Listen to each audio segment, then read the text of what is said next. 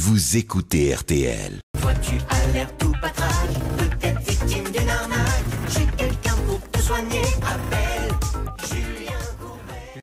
Je vous rappelle néanmoins qu'il y a un article de la Constitution qui dit que tout mandat impératif est nul. Ce qui veut dire en pratique que vous ne pouvez pas conditionner votre vote à ce que la personne que vous allez élire respecte une injonction d'effectuer des choses que vous lui demandez de faire, qui est par rapport à son programme. En d'autres termes. Oui, dites-le en d'autres termes, parce que là, les termes. Mais c'est pas ça. On ne revotera pas pour toi parce que tu nous as trompé une ça, c'est première la meilleure, fois. ça, c'est la meilleure façon de réagir. Bien évidemment. entendu. Mais je veux dire par là que vous ne pouvez pas poursuivre un député, par exemple, parce qu'il n'aurait pas respecté son programme. Ah oui, non. La Constitution, bien sûr. Voilà. On se retrouve dans une seconde. Merci, Blanche Grandvilliers, je vous fais un gros bisou. Vous écoutez RTL. Qu'est-ce qu'on appelle là? Le réseau? Le réseau, tout à fait. D'accord. Vous le passez, Hervé Pouchol. Hervé, vous essayez de m'avoir là. Bonjour. Oui, bonjour, je suis chez IAD France. Tout à fait. Bonjour ok. madame, Julien Courbet, la radio RTL, nous sommes en direct.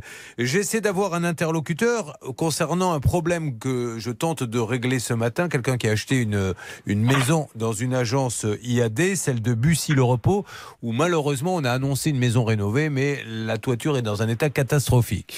Et j'ai essayé d'appeler monsieur Grégory Tarot à Bussy-le-Repos, qui me raccroche au nez systématiquement parce qu'il ne veut pas en entendre parler. Comme ça fait partie du groupe Réseau IAD France, est-ce que peut-être monsieur Tripart ou quelqu'un de votre réseau pourrait nous aider à avancer dans ce dossier, à le comprendre? Et donc chez IAD, c'est un peu compliqué quand même. Il faut dire les choses comme elles sont, je les aime bien. Mais, Alors, un instant, ne quittez pas, je vous en attends, ne quittez pas. Oh la vache, non mais attendez les gars, c'est pas si grave que ça. Ils sont en train de s'entretuer. Ne vous battez pas. Connard, je te l'avais dit, pour ta gueule et ta femme, cocu. Ils sont en train de s'arracher les vêtements.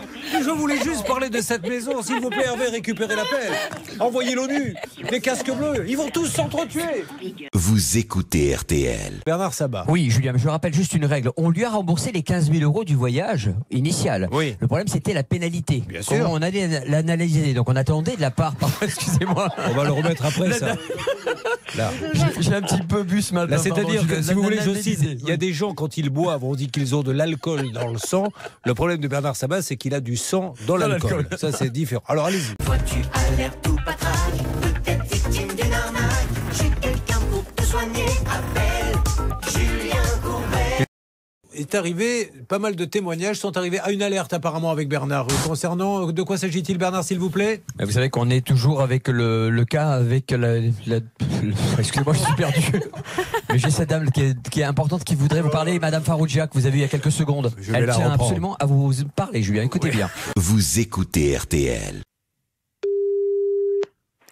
Atelier Cadet, bonjour. Oui, bonjour. Serait-il possible d'avoir Gaëtan? Oui.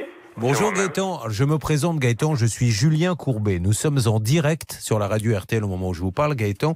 Oui. Et je me permets de vous déranger quelques instants car je suis avec Philippe Frayer.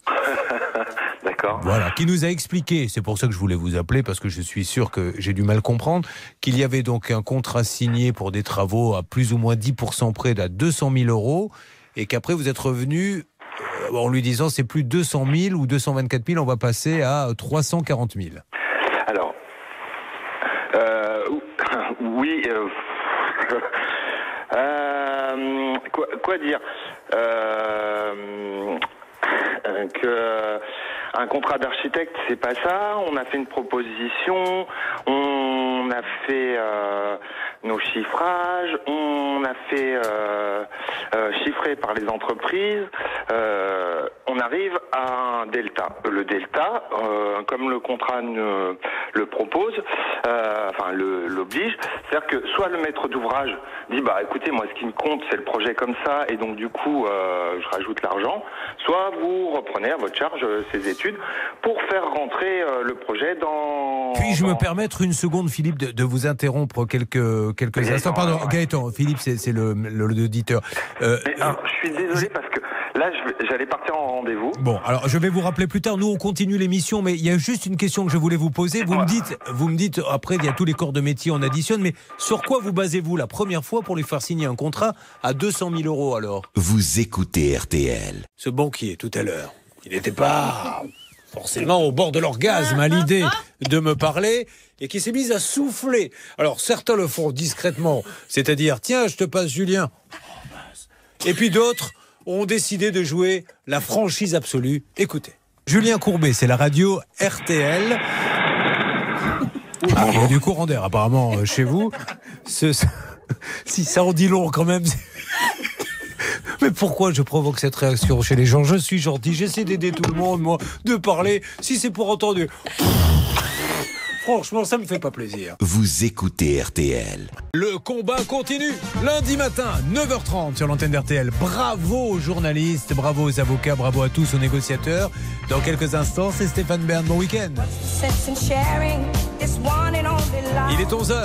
Vous écoutez RTL.